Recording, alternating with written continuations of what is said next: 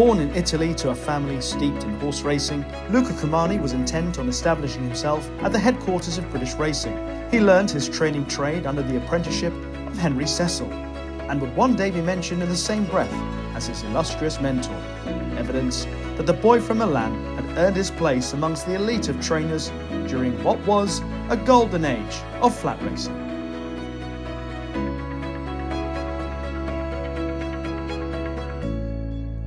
Well, it's only apt that in a series of racing greats, Steve and I have the pleasure of speaking to Luca Cumani, 43 years a trainer, covering perhaps some of the most golden periods that we've had in the sport of horse racing. But first of all, if you could start by letting us know your journey into training racehorses, because Steve was pointing out to me that you weren't a bad jockey back in the day. Well, it all started from a very young age because my father was a trainer, my mother was an amateur rider, and I think I probably forget what age I was. I was probably only 2 or 3 or 4 when I first was put on a horse. And so I started riding very young, went through sort of pony club and show jumping and gymkhanas and things like that, and eventually ended up race riding as an amateur.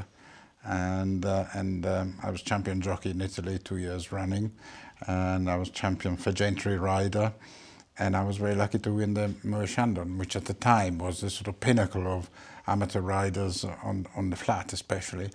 And I was riding a lovely horse for Ian Balding, a horse called Mason, and we just came round Tattenham Corner, set sail for home and never saw another horse. Obviously, your father was a multiple champion trainer in Italy. So why England for a training career?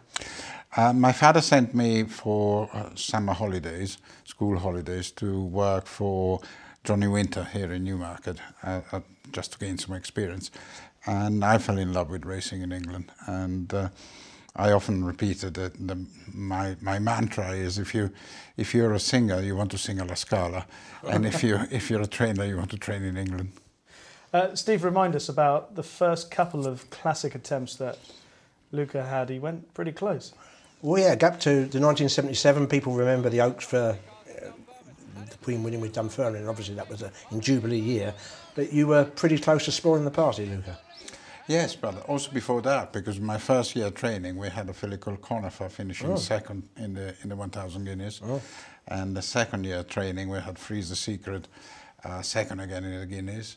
And then we had Freeze the Secret second and Vaguely Deb third in the Oaks. And the party was spoiled by Her Majesty, but you know, no complaints. You thought at the time, if the cards had been dealt slightly differently, you might have won the race. You thought your team committed a bit early, made it into a stayers race. Vaguely Deb was a front runner, and she was a big galloping, long striding filly, and so we decided that she might as well make the running and make use of her.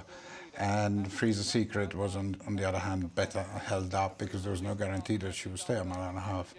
And so Vaguely Deb made it running, came round Tattenham Corner, Bruce Raymond kicked for home, and I think Frankie's father, John Franco, on Freeze the Secret, possibly panicked a bit and thought, I'm not going to catch that one unless I move now. So he went after her, and that sort of possibly they weakened each other and opened the door for Dunfermline and then Willie Carson. Who, to be fair, was a very good filly in her own right. Absolutely. Went up to win the Ledger. Exactly. The only time a Ledger ever got beat, I think. So she was pretty good. Yeah. The good Oaks that year. Ptolomeo going for the Arlington Million at a time again where racing outside of Europe, travelling to America was still relatively rare, and it's not as common as it is today. And also Ptolomeo was a 3-year-old going for what was then still a new race. The Arlington Million. You were taking on John Henry, who was the king in his own castle. That's right. He was given a wonderful ride by Pat Edry. He sat him behind the leaders. He sort of scraped the paint on the bend, and luckily the gap came in the straight, and he shot through that gap. And John Henry tried valiantly to catch him, but we still ahead of the line by about a neck or maybe half a length.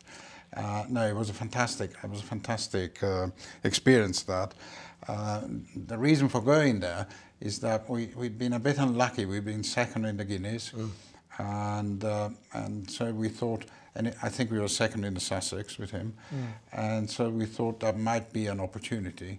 And you know, when you're young, you sort of don't think of the potential pitfalls. You just get up and go. But to be fair, he was close in a few other big races. He went close in the Champion Stakes, went close in the Eclipse. So he deserved his day in the sun. Absolutely. Didn't it bring a friendship with the owner of the of Arlington? That's correct, isn't it? Dick Dashwood, who had just finished. No, when Bartholomew ran, we were still in the old stand before it burnt down, and it burnt down the following year.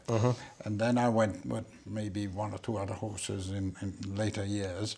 But even after that, after Bartholomew won, Dick Dashwood was a lovely man, decided to have, and had horses in America, decided to have a couple or three horses in Europe.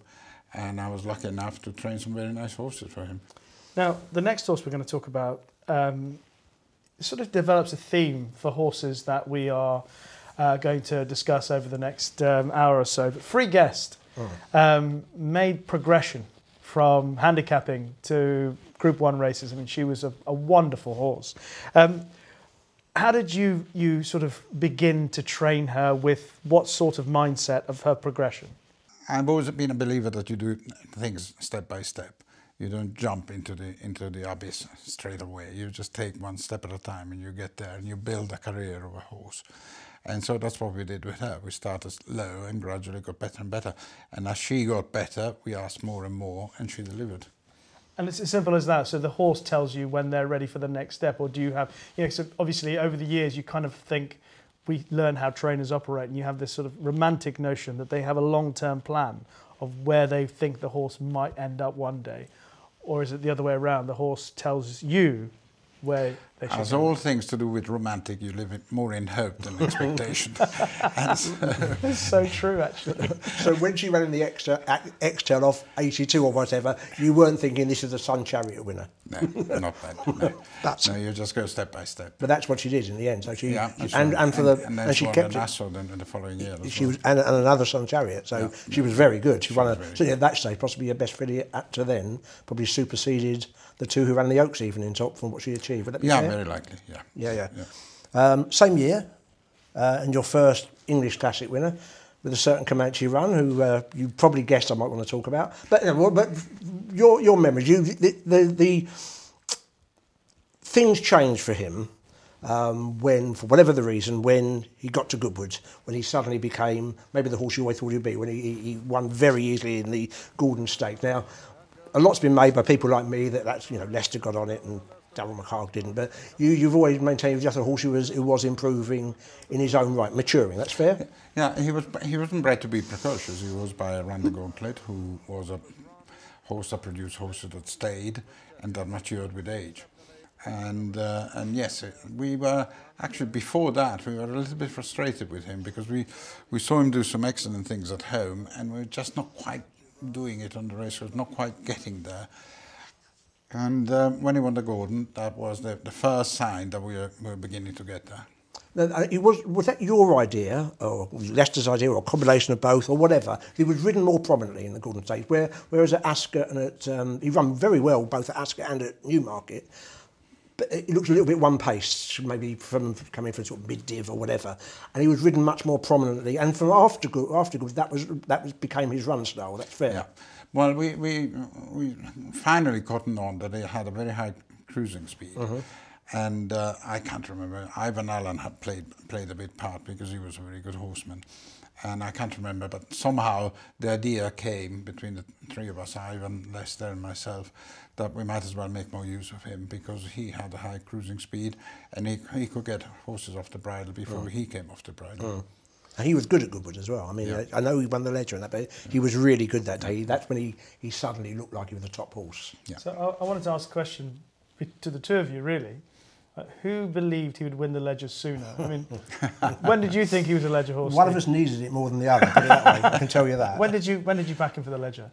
I thought he'd win the ledger. I thought he'd win the ledger after the Gordon Stakes, but you know, I wasn't alone. He was. Had you backed him before the Gordon? No. I didn't know that where he was going to go, but I thought that was his coming of age, and you know, from then onwards, it didn't come without hiccups. As again, Luca will remind us, in the weeks building up to the ledger, there was a setback, wasn't there? There was. Yeah, and one morning when he was warming up in the covered ride, he stumbled and fell on his knees, and he grazed his knee quite badly, and he was bleeding. And obviously the big danger was that apart from the trauma, which luckily wasn't that big, and subsequently we found out that he wasn't sore because of the fall, but then the worry was that the wound might get infected, and obviously we then get an infection, the knee would swell up, and the horse wouldn't be at his best.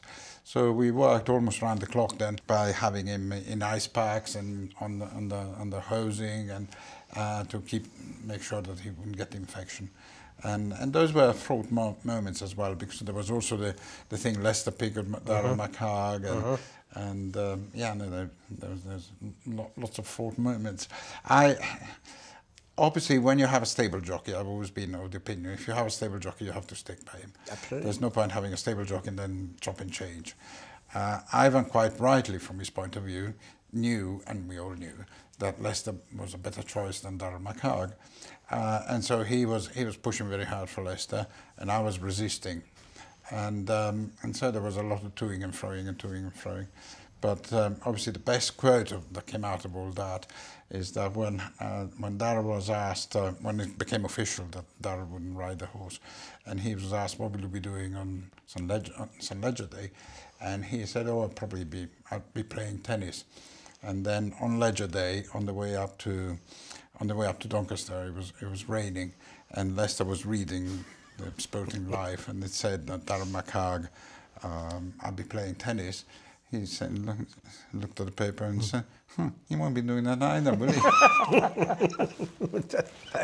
Yeah. Now, did either you or Leicester think on Leger Day, this is a top-class mile and a quarter horse next year? That's what's amazing about the horse. No. At the time we didn't. At the time I personally was just elated of won the Leger. Only on reviewing the race later on, you remember Baynoon was closing a bit on him, and Commanche Run was just coming to the end of his stamina limit, and so that sort of put a slight bit in my mind about maybe a mile and 6 is not a trip we want to pursue in the future. We'll probably stick to a mile and a half. And it wasn't until the spring of the following year that he started really showing a lot more speed than he's ever shown before. And that's why I thought, well, we can start at a mile and a quarter and then we can move up to a mile and a half. But he was so effective at a mile and a quarter that we stayed at a mile and a quarter and won. Well, yeah, absolutely. Brigadier Gerard did it with the first one, but then obviously the two most famous races, it was he beat Oh So Sharp at York in a great race. I mean, a really great, and it wasn't just Oh So Sharp, Triptych, it was some really good horses, and that was to be fair, a super ride by Leicester that day, wasn't it? It was, yeah. But Leicester, you know, we know Leicester 99% of the time gave every horse a super ride. Yeah. And there was in those days the bonus potentially of a £1 million bonus to win the Benson Hedges as it was at York, then the Irish Champion, Phoenix Parks then, yep. And then the Champion Stakes at Newmarket, very old-fashioned in those days. But those three, he won 2 of those 3 legs, which is in itself incredible, considering the opposition that he raced against at the time. That's right. And at Phoenix Park, he was very impressive. Yeah, he was. They never saw which way he went. Yeah. Possibly his finest hour. In many ways, it might have been certainly as good as he ever was. Yeah. And you say you thought he was over the top by the time he ran. Yes, unfortunately, he was a horse that always tended to go over the top come September when the weather started changing. He was the first horse always to go in his coat, and he was always the first horse to give you an indication that things were changing, the seasons were changing, and he did it after the Leger, which after all, you know, is beginning of September, and that's why he never ran again after the Leger, because we just saw that he was going off, and then I started having doubts that he would still be all right for the Champion Stakes, and sure enough, he was going in his coat, and his work wasn't as sparkling as before. But what can you do when there's £1 million on the line, and a new ownership, because by then Coolmore had bought a horse, and everybody wanted him to go, of course, and so did I. And so I kept saying to myself, maybe I'm wrong. Maybe he's so vastly superior that he'll do it anyway, and he didn't. Yeah. He just ran a flat race that day. I mean, one of the other incredible elements to his story was the fact that he cost 10,000 guineas. Now, I know, obviously, time has passed and the value of 10,000 then, in the 80s to now, is still quite a lot of money. But the sum of £10,000 to end up with a horse who did all that is extraordinary when you consider the context of time. Yeah. You won't see many of those. No, absolutely. It was actually an old friend of Ivan Allen that bought a horse, somebody called Boggy Whelan. Right. And he bought the horse, and I didn't know anything about it, and the horse just came to the yard as a yearling, and we went on from there. Following you went close with a classic, and again, we were discussing our memory isn't maybe as good as it was. You had Ben, who was second to Shadid in the Guineas. What was the story behind the jockeys? I thought Leicester was supposed to ride him in the Guineas. Well, Leicester rode him in the Greenham and won the Greenham quite easily. And then leading up to the Guineas, the odd journalist started ringing up and saying, is Leicester riding, Ben? And I would say, yes. And are you sure? Yes. He's told me he would ride it. And so after 2 or 3 of these calls, I rang Leicester and said, Leicester, I keep getting these calls asking me whether you're riding Ben. And I said, yeah, of course I will. And I said, okay, fine. So next call that came from a journalist, and no, Leicester tells me that he's riding him. And then eventually, I don't know, 4 or 5 days, whenever it was, before the race, it came public that Leicester was riding Shadid. And so I rang him up and I said, Leicester, you told me you would ride Ben. And he said, the family. I said, what family? What family? There's no family. There's not mafia here. There's no family. The family. It's not the same family, isn't it? The Dubai family. They want me to ride Shadid. And I said, oh, okay, fine. I couldn't do anything about it. But Willie gave it a very good ride. We were beaten probably a neck. Yeah, I did. A head, a neck. Yeah. He was a good horse in his own right. Just could have won the Guineas, but didn't. And Leicester was back on him when he won the St James's Palace. I was watching that in previews, watching the tape there. Actually, he was really impressive that day. Yeah. I mean, he won like the good horse he was. Yeah. And yeah, I mean, Shadid was a good horse. He really ran it. You know, he was another year he could have won the Guineas easily. Yeah. Yeah. But then another year, Ptolomeo might have won the Guineas. Another year, Marco Distinction might have won the Guineas. So you can't. You had a lot of very good milers, actually. And I was listening to Ray Cochrane talking the other day, and he mentioned one of the nicest horses that he rode for you was Then Again, who won a number of good races. What were your memories of him? Well, he was a horse that was bought privately from Ireland by, at the time, a friend of mine, who sadly is no longer with us, Derek Lucy Smith, and he bought it for a client of his called Shannon, Dick Shannon, who was a great character. He lived in Claridge's, and he had his own room plus a room for his butler, and he lived in Claridge's. And Sarah and I went possibly a couple of times to have lunch with him in Claridge's, and he was a great old character. He walked with a stick, and every time we were at the races, whether the horse won or got beat, he would use the stick to poke me, and I either say well done or say not good enough, is it? And so this horse by Jazeera, who wasn't a particularly fashionable stallion, came over to England as a possibly, as you may nowadays call, a Saturday horse. Yes. We didn't think that he'd develop into a Group 1 horse, and sure enough, he developed into a Group 1 horse, and he won the Queen Anne, which at the time wasn't Group 1. Yes. But he won that, and the Lockings he won before. He won the Lockings and the Queen Anne. He not quirky. That's the wrong thing. I remember he had to be produced at the right time, didn't he? The turn of foot. He had a sharp turn of foot, and he would sort of stop a bit, idle a bit in front when he hit the front. And to be fair, Ray got on very well with him. Ray was a master on him. Ray loved coming from behind and being the last man on the scene. Yeah, he loved doing that. Yeah. And he's obviously associated with the next, your first Derby winner. Yes. A year later, or the year after, then was obviously Kahyasi. Few questions about that, but one of the things that really fascinates me, he was Aga Khan horse, obviously, but he was sort of a staying mile and a half horse, wasn't he, with a very strong stayer at the trip. What was, if you'd been training 20 years earlier, you know, you were the 1960s rather than 1980s. Would he have gone on, do you think, and been a sort of ledger type cup horse when it was more in vogue to do that, or not? I've always wondered about him because that was his strength was stamina. True, but I think after he won the Irish Derby, Yeah. It was decided by the Aga Khan and his manager that the Ark was the target, and so the Ledger never really came into consideration because it was always going to be the Ark. And unfortunately, when he won the Irish Derby, he sustained a cut in the race, and before the horse was. We knew that he had a certain allergy to antibiotics, but before I could do anything after the race celebration and presentations and everything, the horse had gone back to the stables. The staff had called the vet, and the vet seeing the horse with the cut and the bleeding, gave him a shot of antibiotics. And the next day, when he came home back to Newmarket, he started purging like anything, and he carried on purging. He got basically a reaction to the antibiotics, carried on purging for a number of days, and by the time he stopped doing that, he'd lost an inordinate amount of weight. If only the equivalent of money would be all right. But he lost so much weight, and we spent the rest of the summer trying to get the weight back on, but he never really came back in time for the Ark. And then he ran in the Ark. I think he probably finished 7th. Yeah, he got beat a few lengths. He wasn't disgraced by any means. No, he wasn't. But he wasn't at his best. Right. And then it was decided to retire him, and that was it.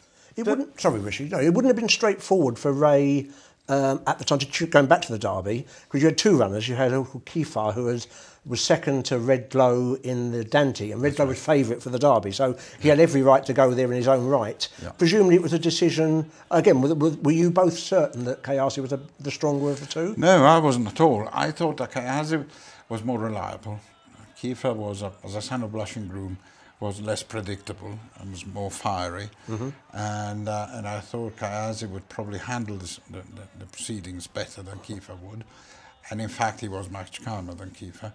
And also, Kiefer wasn't guaranteed to stay a mile and a half. But he had that bit of brilliance, and he had a bit of turn of foot that Kahyasi didn't have. So I said to Ray about a fortnight before, I said, they're going to each have their Derby gallop.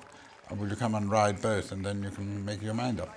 And he said, no, I'll watch him from the ground, and then I'll make my mind up. So he came and watched him do the gallop, the last Derby gallop, and then he plumped for Kahyasi. At what point did you know, as you know, from the moment you got this horse, that you thought this is a Derby horse?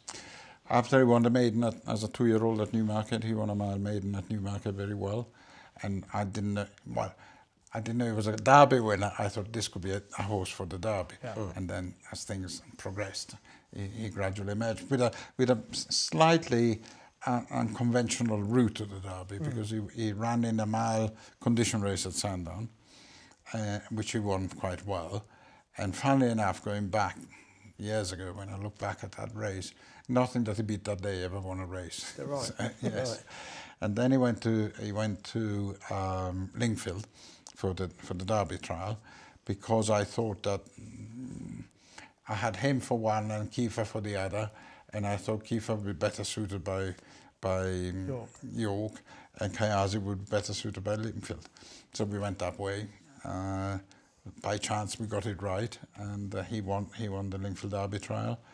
And he wasn't amongst the favourites for the Derby. No, he wasn't. He was 11-1. Yeah, absolutely. Yeah, that sort of price. And Doyoun, which was the other horse of the Aga Khan that carried the first colours, was more fancied than Kahyasi. Yeah, yeah. And I imagine the experience of Derby Day is something that everybody, who loves flat racing dreams of. But for someone who came over from Italy and learned the trade, and we'll obviously talk a little bit more about who that you were associated with a little bit later on in this show. But that moment to win the Derby with Kahyasi in '88, what was that like? Can't remember. It all went in a blur. Really? No, I remember having to run the last 100 yards to get to Epsom, because the traffic was impossible. And in those days, the traffic to get to Epsom was impossible. And then after that, I remember very little other than seeing him flashing past the post in front.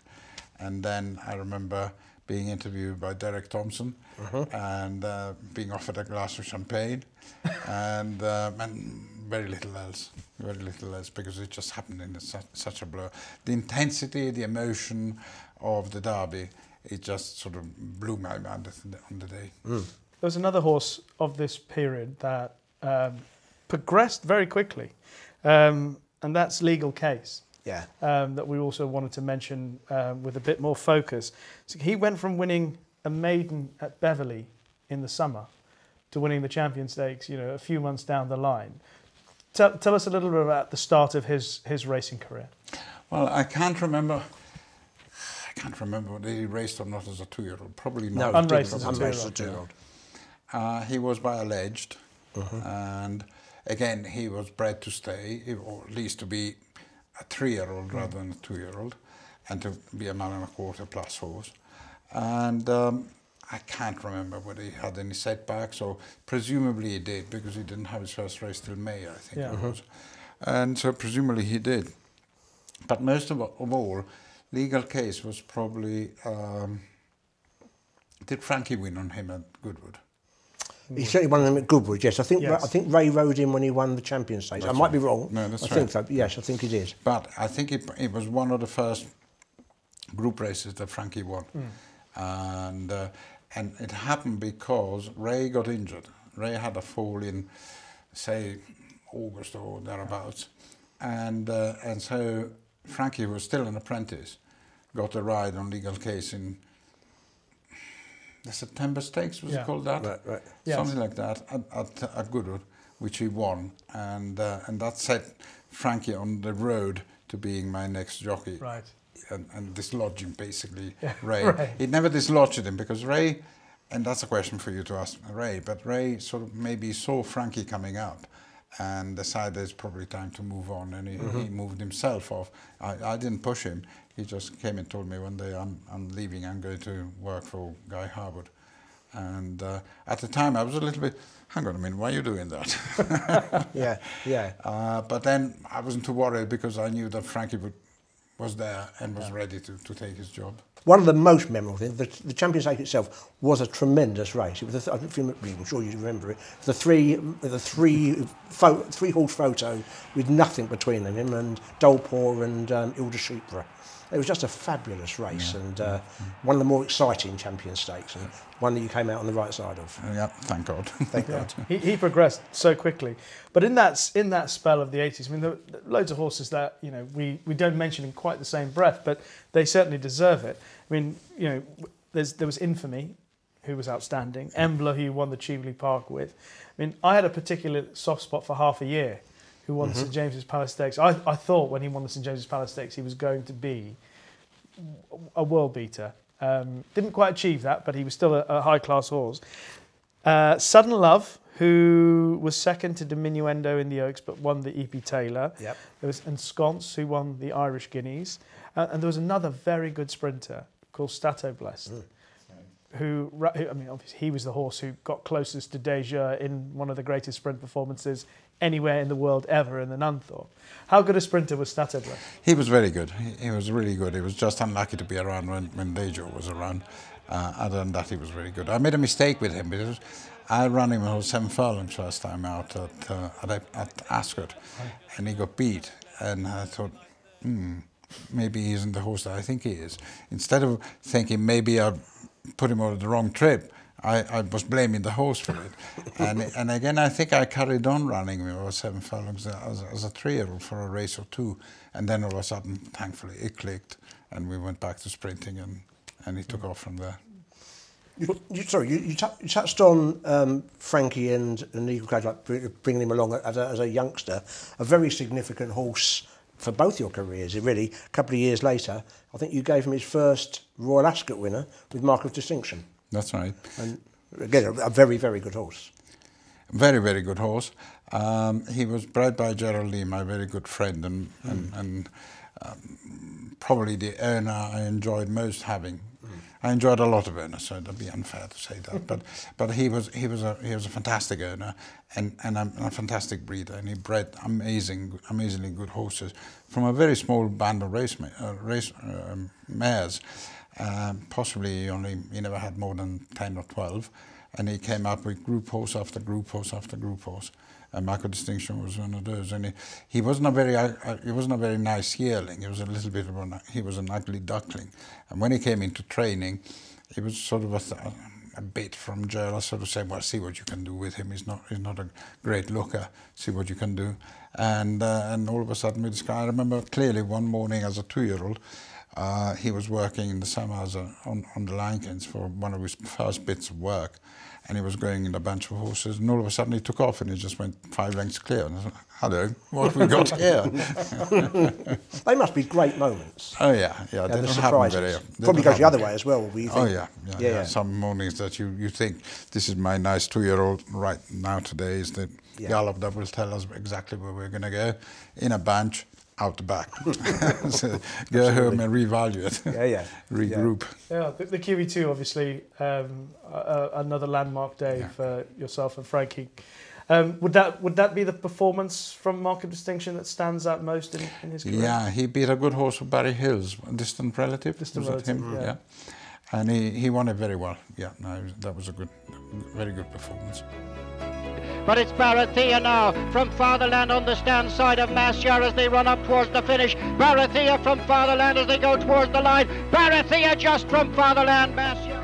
And here comes Barathea uncorking his run now. It's Barathea who takes the lead in mid-stretch and with an explosive rally runs right by unfinished Sim. Johan Quatz is there and Megan's Interco. Lure will finish well behind today as Barathea goes on to a clear-cut and decisive victory. But let's talk about, should we talk about him now? Yeah, why not? Okay. Well, Barathea. So he bumped into, obviously, one of the great Guineas winners in Zaphonic. But then what he did for the rest of his career, minus Zaphonic and at the right trip, was incredible season. I mean, he even ran in the Derby, didn't he? Yes, that was a big mistake. I can say hand on heart it wasn't my mistake for once. I made many mistakes, but that wasn't one of them. And the remarkable thing was that Zaphonic broke the course record that day, but somebody told me, an anorak that calculated this thing, said that Barathea also broke the course record by finishing second. So that just tells you how good a horse he was. And then he went to the Irish Guineas, which he won, not in particularly incredible style, but he won it. And then the Derby, yes. And then compounded a mistake by running in the July Cup, because another trainer had previously done that with a horse that didn't stay in the Derby and went and won the July Cup. So, being a junior trainer still in those days, I had to follow the path, and so we went there. He ended up at the Breeders' Cup. That's right, when Gary Stevens rode him. Yeah, he finished 5th. He didn't run again. Didn't run badly, but he blew the bend first time. Yes. For the first bend, he somehow, because he was slightly slow out of the stalls, Gary sent him, and he went into the bend at 100 miles an hour, and so he went incredibly wide around the bend, and basically blew his chance. And that's why the following year, before we went back to Churchill Downs for the Breeders' Cup Mile there, I asked Peter Amos, who was running Jockey Club Estates.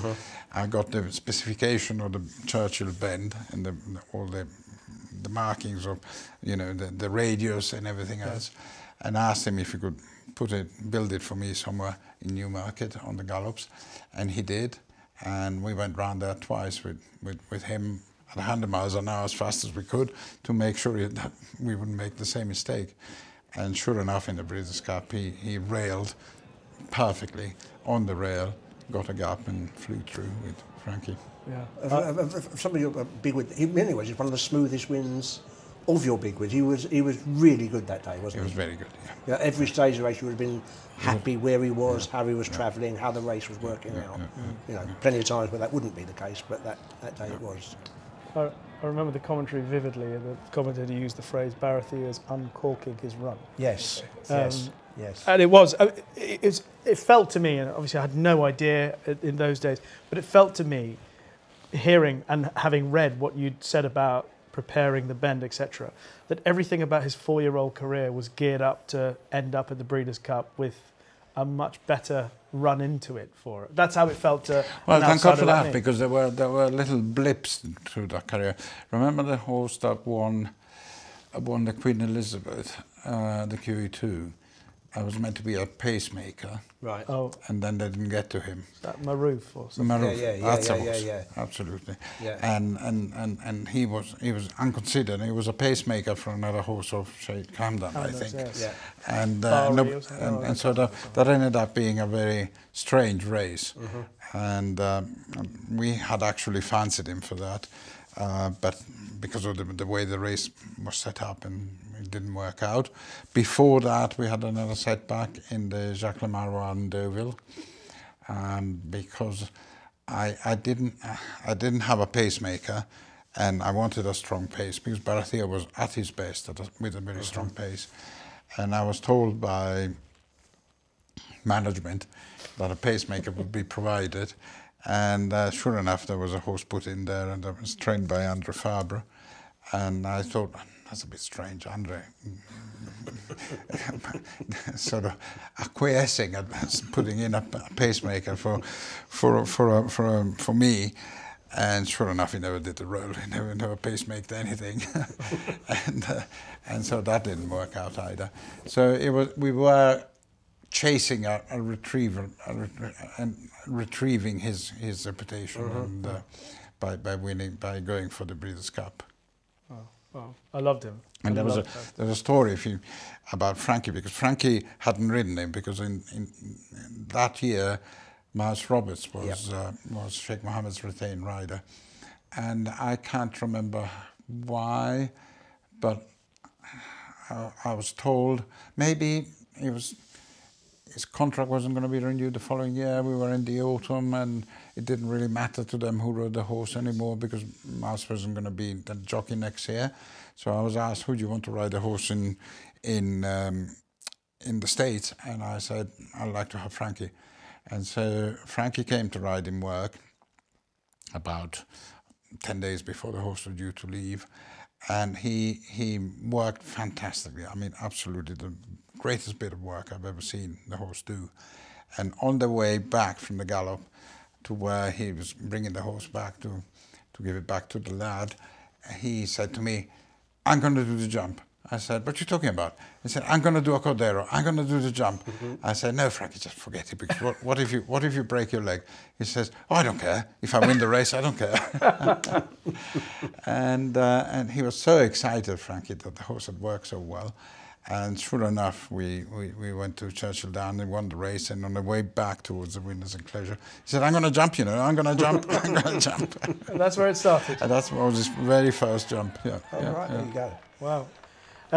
I would say he was the best miler, certainly, that you trained. He was also a gorgeous horse. Oh, fantastic. I remember seeing him in the paddock before the Craven. Yeah. And he was just outstandingly a bit big he was that day, because I couldn't get him fit enough. Yeah, but he was beautiful, wasn't he? He was a hard horse to get fit, always needed a run. And so in the Craven, I think he only finished 3rd or 4th. And luckily that was put him right for the Guineas. Yeah. And what a run in the Guineas it was. Yeah, absolutely. And you had a success with another filly at York, again featured in a tremendous race for the international race. You've won a few times, but your memories of her? She was a gorgeous filly. She was owned by Egon Weinfeld, Helena Springfield, and she always promised. She was by Nashran, and she always promised to be a good filly. She won the Jadmont as a 4-year-old. She did, yep.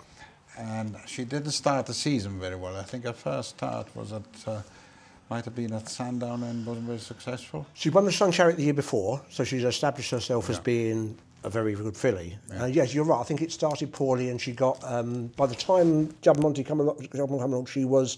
I can't remember where she won the time before, but she was back to her best. Certainly. I'll tell you what she won the time before. She won at Chepstow, a listed race at Chepstow. which was a listed race that then has travelled around the world Yes. and ended up at Yarmouth at one point, Yeah, and then at yeah. Brighton, and God knows where the listed right, race has yes. gone now. I remember that clearly because she hadn't really been performing well on the gallops and hadn't been pleasing me. And then all of a sudden, in end of June, beginning of July, she started really doing well and coming to herself and beginning to enjoy what she was doing and really coming forward very fast. And I couldn't find another race for her. And so I rang Egon Weinfeld, the owner, and I said, Egon, I'd like to run the filly at Chepstow. Absolutely not. I've been there once, can't stand the place. It's a horrible place. I nearly fell in a manhole in there. I said, well, I'm sorry, Egon. You know, I tell you what, don't go, but let me run there, please. So there's a bit of toing and froing as to whether I was allowed to run her there, and I showed him that there wasn't another race available. I think that race came, I remember because it came during July week, and it was an evening meeting. And It's the end of July, yes. Yeah, and so eventually she went to Chepstow, and Egon went, and so the race was run. The filly won very well. I got hold of Egon and I said to Egon, well done, that was good, wasn't it? And he said, yeah, fantastic, fantastic. Now we can go to York, we've got a filly in form. And I said, and how was Chepstow? Marvellous, he said. Well, Chepstow as a prep for a Group 1 is unusual. Unconventional. Unconventional. But it was kind of your thing in that time, wasn't it? Because who would have thought a Derby winner would start their 3-year-old career off Pontefract. at Pontefract? Absolutely. But that's what you did with High Rise. Yeah. So what was the thinking at that time of the season? I didn't want the horses, and if possible, I'd always wanted to give the horse the first start of their year or their career or the first start as easy as possible, and yet still try and win. And the only way to do that is to find the easiest possible race. And that's why High Rise started there. It was a condition race at the Yes. time. It wasn't. It won his maiden as a 2-year-old, his first start, and so I was looking for a race that wasn't too taxing first time out, and so we went to Pontefract for that race, who's now ever since been known as the High Rise. Yes. So when you went to Pontefract, you were thinking, this is my Derby horse. I was hoping Right. this would be my Derby You went horse. the Kahyasi route after that. You went the Lingfield Derby trial with him after. Yeah. And would it be fair to say he was? You said less obvious to the outside anyway that he was going to win the Derby. He started at a reasonably big price, didn't he? Did you have high hopes going there? Did you expect him to run very well? I had hopes. Right. But again, you know, you win. On the plus side, he was unbeaten. On the plus side, he's never disappointed me in his gallops. On the plus side, he'd been round Lingfield, so chances are that he would act at Epsom. On the minus side, he'd never beaten anything of any particular note, and he was taking on the best 3-year-olds at the time. So until you run the race, you really don't know. You can only go there in hope and rather than expectation. Another different jockey, was it? Olivier Pellier. Pellier was at the top of his profession in France. He was the #1 jockey, dominating French racing. And I remember watching the race in a box at Epsom with the owner and other friends of his on television. And as they were coming down Tottenham Corner, I was saying, oh, God, you're too far back, you're too far back. And I sort of berating the fact that this was a jockey that is good. We all know he's good, but he hasn't got a lot of experience of Epsom. And I had said to him to be in the first 6 coming around Tottenham Corner. And he was probably 8 or 9 then. And then coming up the straight, I thought, well, that's not too bad. He's going to be 4th. Oh, maybe he's going to be 3rd. Oh, he could get to 2nd. Wow, he's won it. Yes, and it was only ahead in the end. He got up and beat Sid Jones. So even in '88, when Kahyasi won, it was all a bit of a blur. Yeah, no, they had Less of a blur in '98? No, the other one I remember perfectly well, yes. More of a surprise? I mean, in terms of how when you were driving to Epsom those days, would it be fair to say that you went there in more with confidence for Kahyasi than High Rise, or is that not fair? Throughout my career, I never ever been somebody who thinks going into a race, I'm going to win this. and I've never been that optimistic about anything. But the fact that I put a horse in there is because I'm hoping that he can do it. And most of the time they can't. Some of the times they did. So many good horses that, you know, were floating around Group 1 level, or, you know, that was I imagine it must have been an enjoyable time for you. Yes, of course it was enjoyable. When you have good horses, if you don't enjoy it, you must be must be pretty sick. But it also was a tense time, because the more good horses you have, the more pressure you put on yourself. And even though I've always been fond of saying as a joke, pressure is not for me, it's for tyres, it's still, you know, you put yourself under some amount of pressure when you have good horses. Moving into the last segment of horses to talk about, Luca, and we've kind of focused on 5 in particular, but before we get to that quintet, I'd like to mention Gossamer, because she obviously full sister to Barathea, but also Group 1 winner at 2, and came out and won the Irish Guineas at 3. What were your memories of her? She was very good from the very beginning, a bit like her brother, like Barathea. We knew early on as a 2-year-old that she was a bit special, and she won a maiden, and then she won the Prestige at Goodwood. Then she won the Fillies Mile, and then she ran in the Guineas, and that was an unfortunate set of circumstances. It was a bit of a Jamie special. He had her in last in a slowly run race, made his run too quick all of a sudden from before the bushes to into the dip, and she came up to the front line that way, and then obviously faded because she'd done too much in too short a space of time. And I remember being quite cross with Jamie on that day. But that again, you know, when you have jockeys and retain jockey as Jamie was at the time, you take the rough with the smooth. So he might cost you some races, but he might also win you some races that you wouldn't win otherwise. So you have to take it in balance. And then we went to Ireland, to the Cara for the Irish Guineas, which she won almost in a canter. It was almost ridiculous how easily she won that race. So she was a lovely filly, and it was great because it was the last year in the life of Gerald Lee, and he was very ill at the time, and it gave him great pleasure to have Gossamer in his final year, and she was after Barathea, she was another feather in this cap. Falbrav pulling away from Naif. He's not making any inroads, the favourite. Third is Islington. Clayton. Comfy runs on with Olden Times, racing up towards the line. Falbrav by a length and a half. Naif begins to whittle away at the lead, but it could be too late. Falbrav all out from Naif. Falbrav holds Naif to win the Eclipse. Falbrav really quickened up there. Naif no response. Inside the final furlong, he's 4 lengths clear. Magistrati stays on well. Falbrav too classy. It's Falbrav will win the Juddmonte International. Now Falbrav, Radke come through. Dr. Moore, Blue Stitch, Bright Sky behind them. Falbrav and Radke wind up. This is what it's about. Falbrav sprouts wings at the 150. Away goes a champion. 2 lengths in front. Radke elegant fashion for the liner. What a swan song. Say goodbye to a star. Falbrav by 2 lengths to Radke elegant fashion. The final quintet of horses we're going to talk about, we'll start with a horse who I think is probably a candidate for best horse you've ever trained. You only trained him for 1 season, but my goodness, what a season that was from Falbrav. Yeah, he was an amazing horse. He was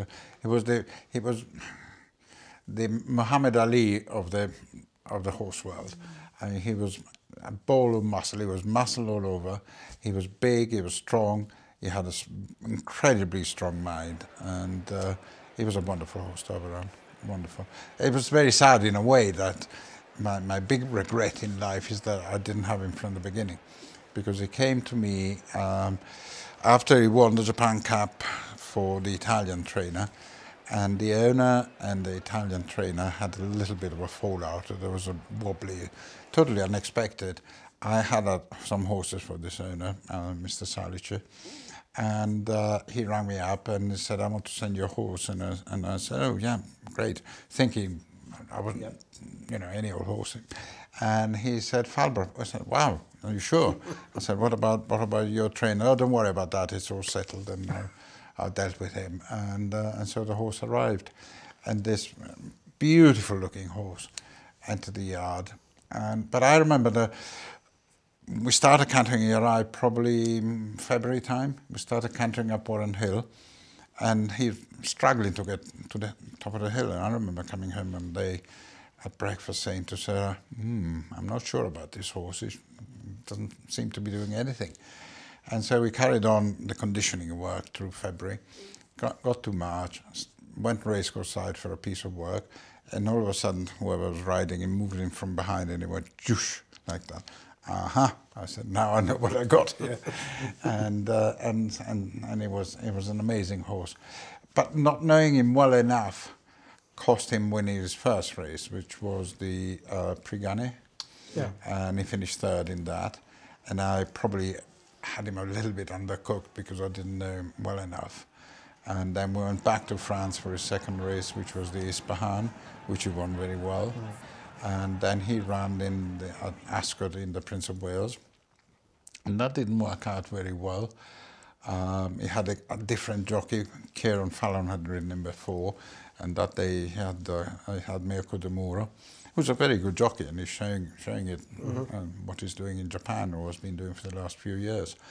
And then from there we went to the Eclipse, and yet again a new jockey, Darrell Holland, who at the time was riding a Crestable Wave, and I went for him because couldn't have Kieran, couldn't have Frankie, couldn't have any of the sort of other jockeys that I was using at the time at the top of the tree, and I thought Darrell wasn't cracking form. He was winning lots of races, and so I went for him, and he was a revelation, and people hadn't actually cottoned on to him because he won in France, which is always a little bit afar. It's not quite the same thing as winning at home, and he hasn't shone in the Prince of Wales. But he beat a strong field in the Eclipse and did very well. And then, unfortunately, I was then drawn into... Peter Saville had come up with this thing of linking 3 races for a bonus. And it was, I think, or 4 races even. It was the Eclipse, the King George, the Judgment, and maybe another one. I can't remember now. But there was maybe a champion. Yeah. But there was a bonus. And there was a bonus of, I can't remember how much it was, probably £200,000 or £300,000. So I thought, well, we might as well try and go for it. So after the Eclipse, we went for the King George. And I remember being very frustrated by the fact that it rained a lot. And the ground was very, very, very soft that day. And so he ran in the King George in soft ground over 1.5 miles, which subsequently we all saw that he wasn't quite. I mean, he would get 1 mile, 3 furlongs and 50 yards, but the last 50 were too much for him, and so the King George was forget it. Regroup, start again, and so we go to the to the Judgment, which he won. Almost in a canter. He won so well that day, you know, showing a terrific burst of speed, put in race to bed about 2 out in front and keep galloping to the line and won extremely well. So from there we went to the Irish Champion Stakes, and that didn't work out too well, unfortunately, because Leopardstown is a tricky track because it's got a short straight, and they come round the bend and then got just about 2 furlongs to run to the post. And he wasn't in a very good position. He was behind a wall of horses, couldn't come out, swing wide and come out. Had no choice but to see if he could find a gap somewhere. So Darrell went for the inside because Mackinnon on High Chaparral had just moved away from the rail a little bit. And Darrell got in there, got to within a neck of High Chaparral, and Mick did what any jockey would have done in his place and sort of hemmed him in as much as he could without breaking the rules, but sailing close to the point at which he might be breaking the rules, and just sort of kept him in, and he got beaten probably a head or a neck, and so that really was a race that got away from us. That he probably should have won that day. I was so frustrated, and the horse hardly had a race because it wasn't extended, and so I went for the QE2 at Ascot, in which he won in a canter, beating a very good filly, Michael Stout. Russian Rhythm. Yeah. Russian Rhythm, absolutely.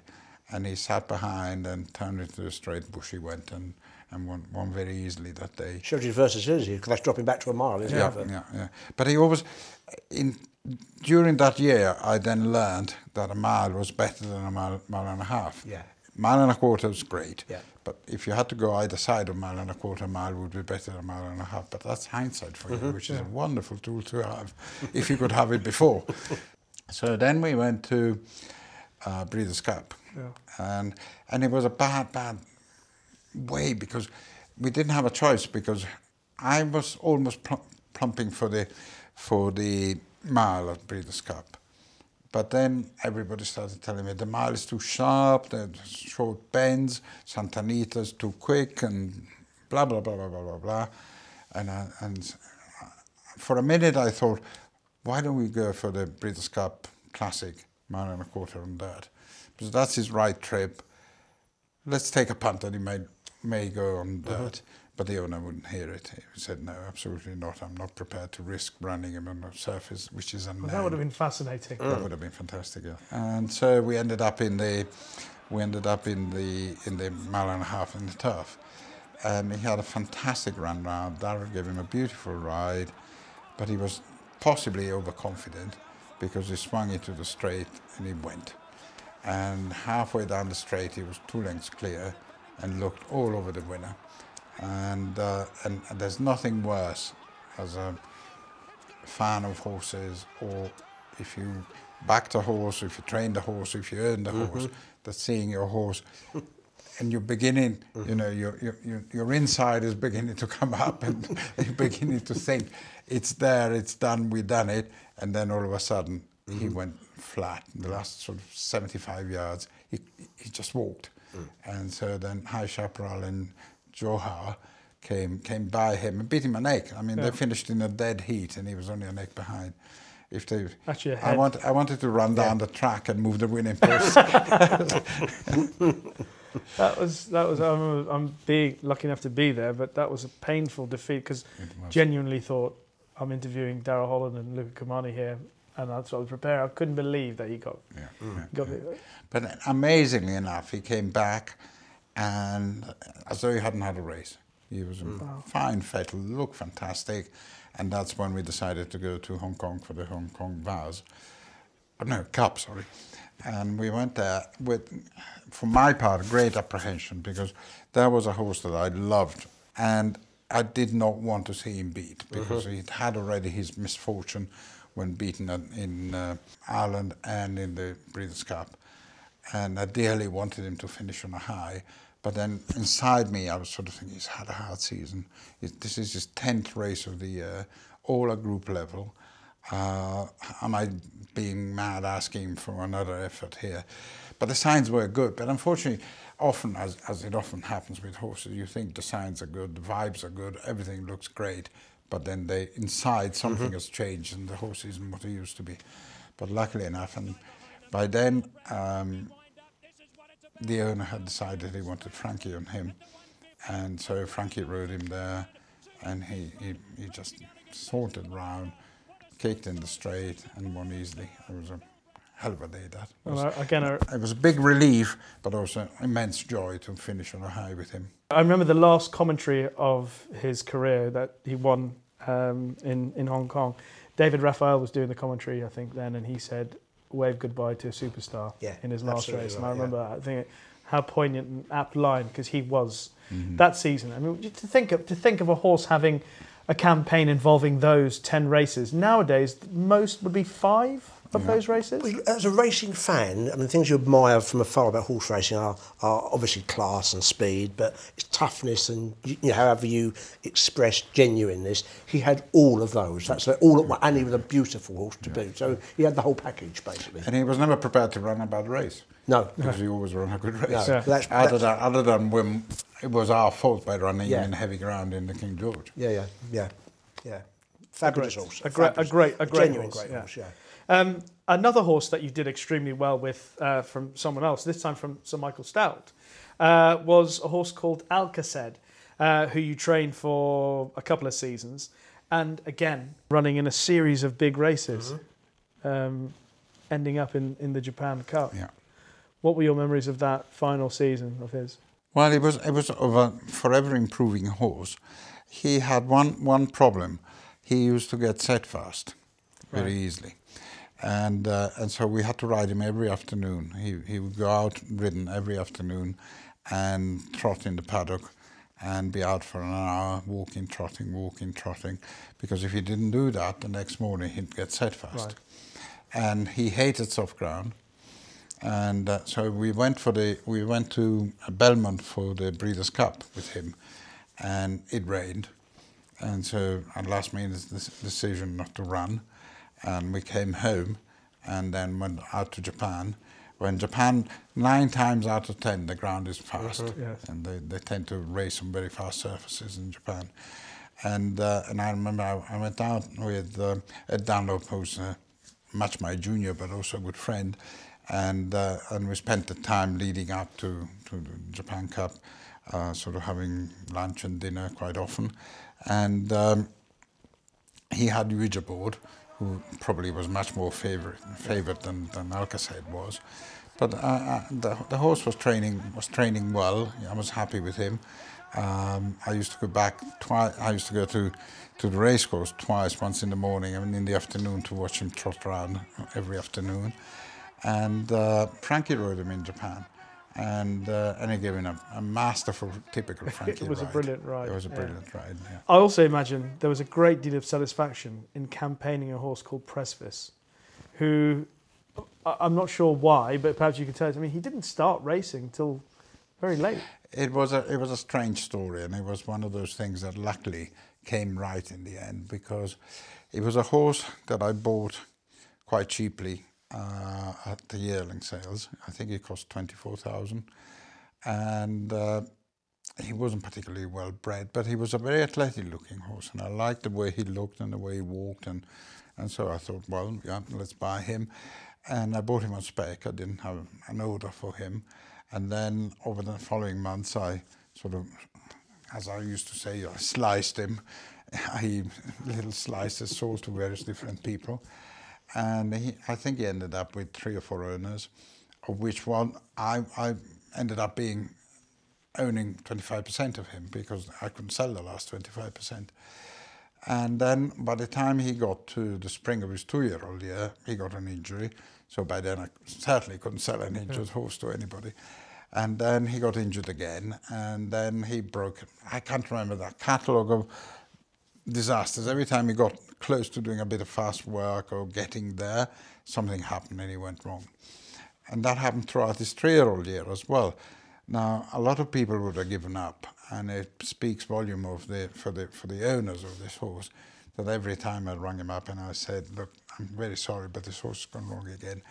And if you want me to, we could give up and just send him to a sale and he'll make nothing. But I just have an inkling that maybe there's something in this horse, because he's shown me little glimpses of ability, but I could be wrong.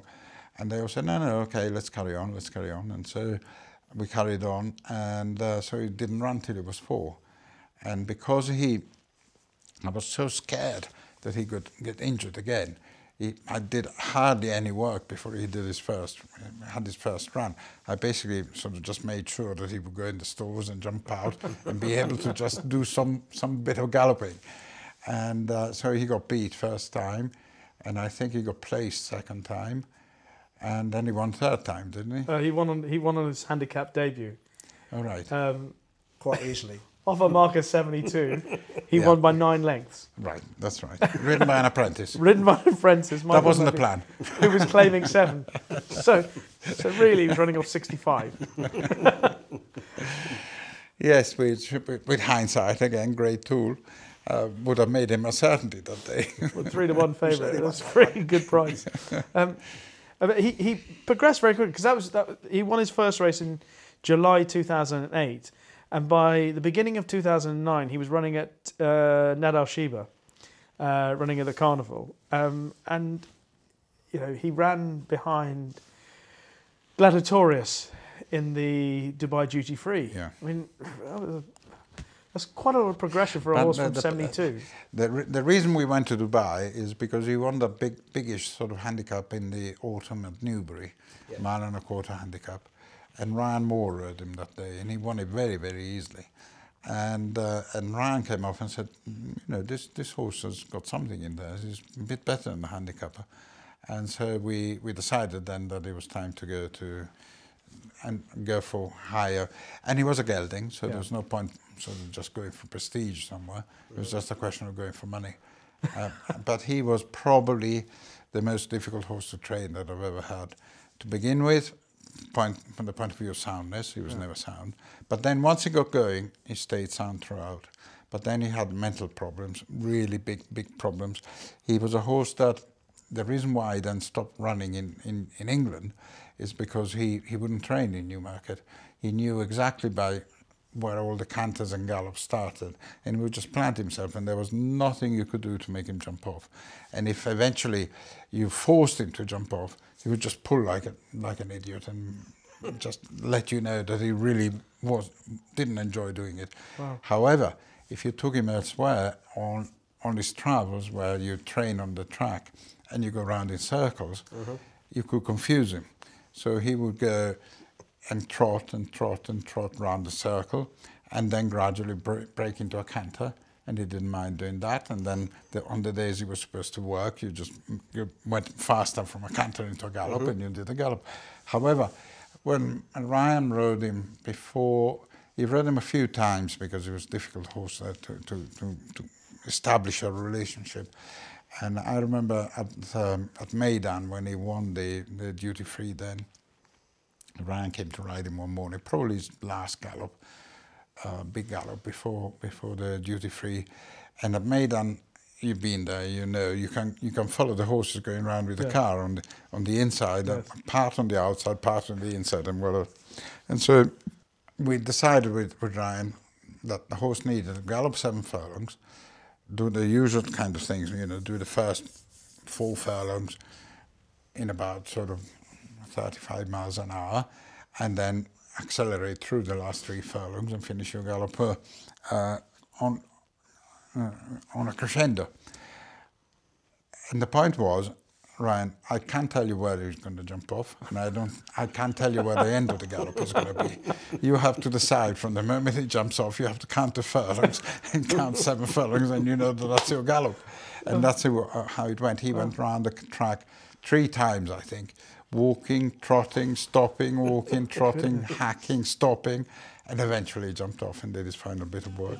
And then he won the duty free. Yeah. And look at the list of his performances internationally. You mentioned, obviously, he won at Alkaassed, he won at Shartin in April 2009. He was second at Cranji behind Gloria de Campeo. He actually came back for a run at Lingfield in prep to go back to Shartin. But then to Maidan, and again, Cranji, Shartin. He had as you say, obviously keeping him international. But also he won £4.3 million in prize money. 25%. 25% of that, yes. I can't remember what I did with that money. Sarah probably spent it. But again, I imagine a deal of satisfaction in getting inside his mind and not winning the battle, but understanding the horse. Understanding the horse and getting him to perform. Because to this day, I don't know what was in his mind as to why he didn't want to jump off. And then when he jumped off, he was as genuine as you could get. Yeah. He hardly ever ran a bad race. And in his gallops, once he jumped off, He was perfect. Yeah. But it was just a case of just getting him from walk to trot to canter to gallop.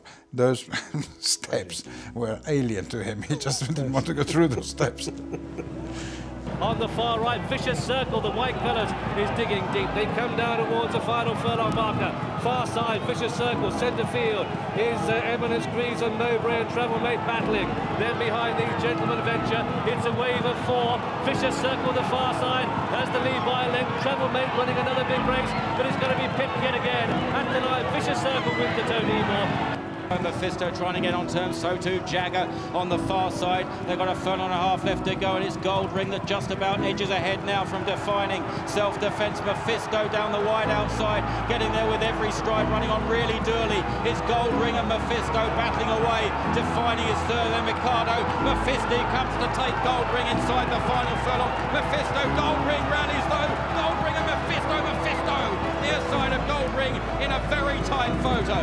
The favourite takes it up, Purple Moon in the hands of Jamie Spencer from Scriptwriter and Karen McAvoy. Running home well is Honolulu for Ballydoyle on the near side, and these are chased by Wingcollar and Minkowski inside the final furlong.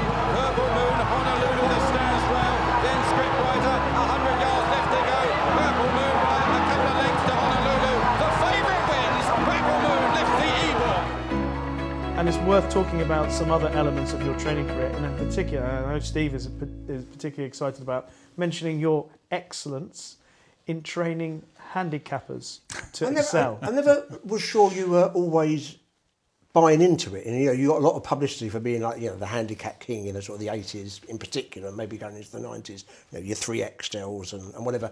I'm never sure you were particularly comfortable. And I think you half explained it earlier. You think it was more just came at the right time for them. But one thing I did read about that you said, with a couple of your X-Tail and fish and chips in particular, you start them in very low company, winning their maidens, and you certainly had a theory that the handicapper would be more kind to them. That would be fairer. Absolutely right, because you may remember in those days the system more or less worked that trainers run their best maidens at 3-year-old maidens at Newmarket and Newbury. The second best, say, probably at Leicester and Nottingham. And the lesser maidens, which they're probably just hoping to win a race with, at Beverley, Carlisle, lesser racecourse. And so after a while of noticing this, I thought, well, how about if I send a good horse to win at Carlisle or a Beverley, like Legal Case won at Beverley, I might get a better handicap mark, because the handicapper would think this is one of my lesser horses. And so I started doing that. And in those days, it was easy because you only needed to win one race to get a handicap mark. You didn't need to have 3. It would have been different now with 3 runs. You couldn't go 3 times to Beverley and be beaten. So, and I didn't like the idea of going that far and then be beaten. I wanted to go somewhere and win, and then have my handicap mark, have it in my favour, so to speak, because people didn't think it was a good horse, and then take off from there. And in fact, all those handicappers that we talked about earlier, and they're all horses that came through that kind of system. Different sort of handicap. They were the extra. You had some sort of, again, going back to you won 3 Ebors as well, which is, they're more mature horses by then. But that must have given you some pleasure, because it's a very traditional race, isn't it? Yeah, very traditional race. Wonderful. I've always been a great fan of York. I think York and the people that run York have always in my lifetime done a fantastic job. It's one of the best run racecourses. It's where they really care for everybody, from the stable lads to the trainers to the owners to the horses. Everybody's taken care of fantastically. And the prize money is always very good. Yeah. And the Eva has always been a very valuable handicap, probably. I don't know what it still is, but it's probably the most valuable. At one point there was talk about the £1 million Eva. So it's always been, and therefore, when you see a valuable race and you have a handicapper, that's where you target. Having said that, I think most of the horses that won the Eva went in with a very good chance. They did, yeah, absolutely. I remember Purple Moon won at Goodwood. He won a Goodwood meeting before. I remember that Mephisto, he'd won, ridden by my wife, the ladies' race at York in the spring, And then he won at Goodwood as well, before the Eber. And I remember quite clearly, I remember a well-known racing journalist, again, no longer with us, but I shan't mention who it was, walking off the stands at Goodwood with me, and after Mephisto had won, and said to me, "Huh, that's blown your chances in the Eber now, hasn't it?" Brilliant, excellent. The one where you didn't have much luck in, but did really well in, was the Melbourne Cup, and you went close, well, at least twice with Purple Moon and Bauer. That's right, wasn't it? And you said you had a story about that. Well, I always enjoyed my trip to Melbourne, taxing as it was, because 23 hours in an aeroplane and then the jet lag and everything else. But it was fun. It's always at the end of the season, you've finished doing what you're doing here, and so it becomes a bit of a holiday. And we went there with Bauer, and I remember it was a bit of a novelty. Not many trainers had gone before me. Dermot Weld, of course, and it won twice. But it wasn't like it subsequently became a sort of an influx of 4, 5, 6 different horses from Europe coming for the Melbourne Cup. And so I was asked to go to the MCC. Is it called the MCC? No, what's it called? The MCG. MCG, with the cricket. The cricket ground, yes. And sit on a platform with Hugh McAvenny, who's the greatest sporting commentator that there is in Australia, and do a bit of question and answer thing with him. So he asked me various things, and towards the end he said to me, "Look, with all your successes and your travels and your successes, basically, how come you're not training for the Queen?" And I said, "Well, I'm very sorry to say, but I think that being an Italian, I've got better chance of training for the Pope." Absolutely, yeah. And so then we had Bauer that was agonizingly beaten by a whisker. Literally, it was a whisker. You could, if you were so inclined and more charitable as a judge, you could have given it as a dead heat. And then Purple Moon was beaten. No, he was beaten ahead, but again ran a great race. And he was a favourite of mine. Purple Moon is another horse that we got as a 3-year-old, no, as a 4-year-old, and went through the ranks and then just beaten in the Melbourne Cup. But great fun, absolutely great fun. I've been very lucky to been able to go to all these places and win so many different races, important races in different countries, and by and large with the support of a lot of nice people. Great. And I've had, again, another big thing that's very satisfactory for me is I've had a lot of good assistants that become top trainers, and a lot of jockeys, and apprentice that won the apprentice championships and then went on to become very good jockeys as well. We'll get to the jockeys in just a moment, but Steve, you've got a list of the assistant it's trainers. It's a who's who, isn't it? And I'm missing some out, but the ones I wrote down were Christophe Clement, James Toller, Jonathan Portman, Chris Wall, John Berry, David Simcock, Marco Botti, and there's others. But it's a fair old list, isn't it? It's not bad. It really is a fair. Amy Murphy, you forgot. Yes, absolutely. But I mean, you have to be proud of that they've gone on to make big successes. And I can assure you, I didn't do anything to teach them. They just learned it all by themselves. Well, I'm sure that's not true, but okay, that's great. Before we talk about the jockeys, which would be sort of the final thing, owners. You had obviously a number of amazing owners over the years. A couple of high-profile splits. I mean, obviously the Aga Khan, Sheikh Obaid would be the two principal ones. Not bad over 43 years. Absolutely. No, exactly. I mean, and both you had a long relationship with and did very well for. I mean, how would you summarise the challenge that you've had in dealing with all those different people, all those different backgrounds, and making it work? You try and get to understand what the owner wants from you, and then within your ability to do so, you give them what they want, and within the limits of what you can do. And but the Aga Khan was not difficult.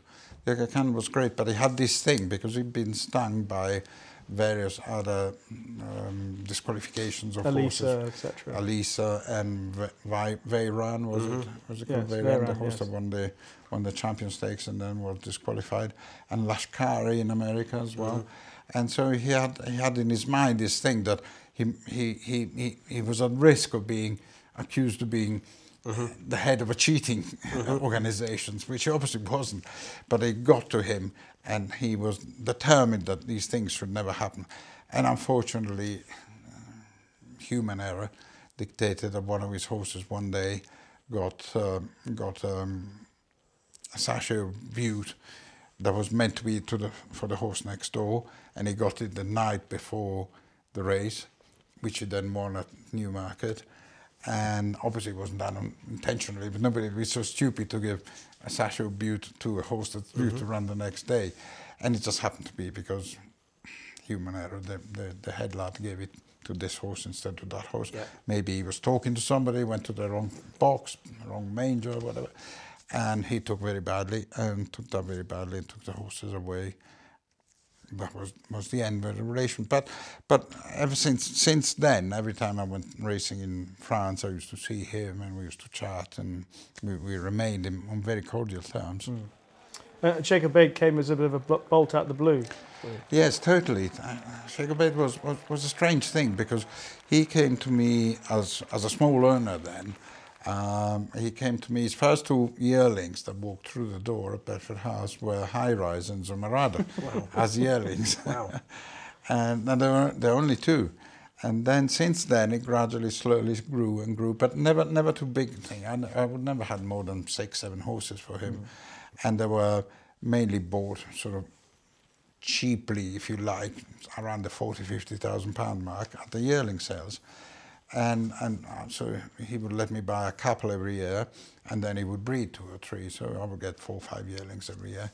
And we did okay. We had some other good, decent winners, nothing out of the ordinary, but we chugged along quite well and winning races and getting on well, no problem. It wasn't difficult. And then Dubawi came along, and I told you before the story that Dubawi was supposed to come to me and then didn't. But then, importantly, Dubawi became a total money spinner for Sheikh Mohammed, Obeid. And because he earned him totally 100%, he could sell 150 or more nominations a year and get the income of that. So he started getting decent income, and he started spending it. And so I thought, great, here we go. So we started spending a bit more money at the sales. And in fact, I think Postpone cost 300,000–400,000, I can't remember thereabouts. Yeah. And other horses of that ilk, and we would buy probably 5 or 6, averaging 300,000–400,000, and it was great. And then because he had this income coming in all the time, but as the income grew, also his level of difficulty also grew. He wasn't an easy man to deal with anymore. He had demands. He wanted to interfere. He wanted to say what the jockeys needed to do, and so we got along. You know, I've always been somebody who believes in looking at the race and trying to decipher it as well as you can beforehand, and decide that there is pace, so we better be slightly careful and stake back a bit, or there is no pace, so we better go forward, basically. But he was always somebody who wanted his horses to be in the first 3 throughout the race, whatever. And try and explain that it makes a difference that there's pace or not. It didn't go down well with him. And so we used to fall out over this from time to time. He would ring me up and say, why was the jockey so far back? If he'd been closer, he would have won because the horse finished well. And I said, yes, possibly, sir, but you know, there was a lot of pace, and it was prudent not to go chasing that pace. And so, but it didn't work out. And I think that's got him a little bit annoyed, because my fault, because I didn't say yes enough times to him. And so you have to be true to yourself, I guess. Yeah, absolutely. Well, you just have to do what you think is right. That's the most important thing, I think, in life. What is right, and what is decent. And I thought I always did that. and but he probably preferred to have somebody that agreed with him more often than I did. Last segment, Luca, we promise. The list of jockeys that you've used through your 40-odd years training is extraordinary. I mean, the best of the best. You know, obviously there's Lester, there's Pat Eddery, there's Ray Cochrane, Frankie, Jason Weaver, so many. I mean, Walter Swinburne. I mean, you've used them all. What are the ones that, you know, have had the most impact on you as much as you've had on them? Well, obviously I have to say Frankie, because Frankie... He's going to like that. Frankie, we all know about Frankie, and he came to me when he was 14. There was a family tie because his father was riding for my father and rode for my father in Italy for many, many, many years. And so there was a tie and an affection from the very beginning. And I'm just so sad he's giving up at the end of this year. He's riding better than ever. And to me, I send him a text every time he wins a big race, and I say, are you sure you want to give up? Look how well you're riding. Don't give up. Carry on. And he texts me back saying it's decided. I think he might go on in America, maybe after the Breeders' Cup or Melbourne Cup or whatever. He'll take the odd ride here and there. Yeah. But in his mind, I think he's convinced that this is it for as far as being in England goes. I think. So it's sad. But sorry, what was the question? Well, the jockeys. I mean, although that relationship was tested as well. Yeah. It was tested. Yes, it was definitely tested, very much so, because I felt really let down. Frankie had just come out of his apprenticeship. He'd had 1 year as stable jockey to me, and in the winter, in those days, there was no racing in the winter. All the jockeys disappeared and there were no mobile phones, and so he disappeared. And I started getting calls from press members sort of saying, is it true Frankie's signed for Hong Kong? And I said, I can't believe it. No, I can't be. I haven't heard from him. Have you spoken to him? No, I haven't. I don't even know where he is. And so a week later, I get another telephone call. We hear that Frankie is about to sign or has signed in Hong Kong. By then, I started getting a little bit nervous. And so I tracked down his father, who was in holiday in Morocco. And his father used to love his camper van, and he used to travel around in his camper van. He used to come to Newmarket in his camper van from Sardinia. And so somehow I tracked him down in the camper site, wherever he was, and established a contact and talked to him. And he said he knew nothing about it. And so I thought, well, hopefully that's not happening. Then I can't believe he's doing something as silly as that. And then February time, knock at the door, Frankie walks in with a big smile on his face. And hello, how are you? Do you have a good winter? Blah blah blah. All the sort of pleasantries out of the way. He sits himself down and he says, "I've signed for Hong Kong." I really felt drained. I said, "I can't believe it. Here is a man who's got the future ahead of him. He's tipped as going to be the next big thing in English racing, European racing. He's the best of the best, or will be the best of the best. And he's chucking all this away for the bright lights of Hong Kong." And so I started trying to talk him out of it. I said, you can't do that. You know, Hong Kong is a backwater racing nation. It's not the same as being top of the pile in Europe. I've decided I'm going to Hong Kong, and you can't change my mind. And so I really got cross, and I said, if you're going to Hong Kong, I'll never speak to you again. And that was it.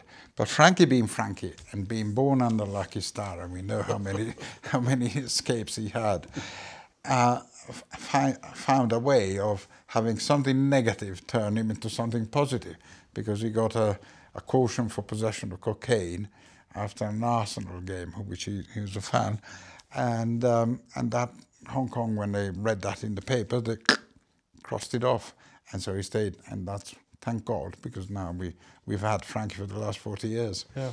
Wow. Who would be the other ones, though? I mean, I think, Steve, you're a big fan of Ray Cochrane in the period that... I thought not underrated, that's not fair, but I thought for a few years he was right up there with, you know, Steve Caulfield and Pat Eddery, who had been riding against. They had been the big, probably two at the time. Willie Carson, I'm sorry, absolutely. Lester. But he was with them, wasn't he? Yeah. He belonged right to the top.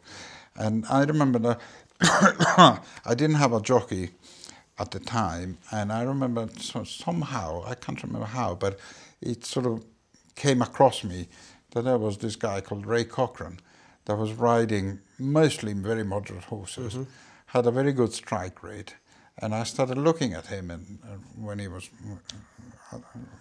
riding around the country, and I thought I liked his style, I liked the way, so I asked him to come and ride work, and I put him on a few horses, and then we decided on having a retainer, which luckily he gladly accepted, and lucky for both of us, and so we went on from there.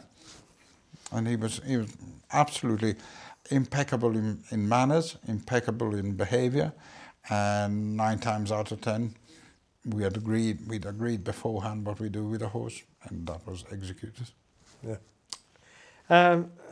Unfortunately, we can't keep going on, keeping your time, using of your time, but it's been absolutely wonderful sitting here and chatting to you. But what I would like to do, because we can talk about these horses, we can talk about these jockeys, it's nice to get your thoughts on some of those things, owners, trainers, handicapping, etc. But how do you sum up your own training career and your satisfaction with what you did in your training career? Like everything else, you can look at it both ways. I did jolly well, but I didn't do well enough. I could have done better, but what I did was enough. Some would say more than enough, Luca. You're very kind. You're understating how much I think many racing fans appreciate Absolutely. your contribution to their love of the sport. So from 2 fans of yours, Absolutely. Thank you very much. Thank you both very much. Very nice talking to you both.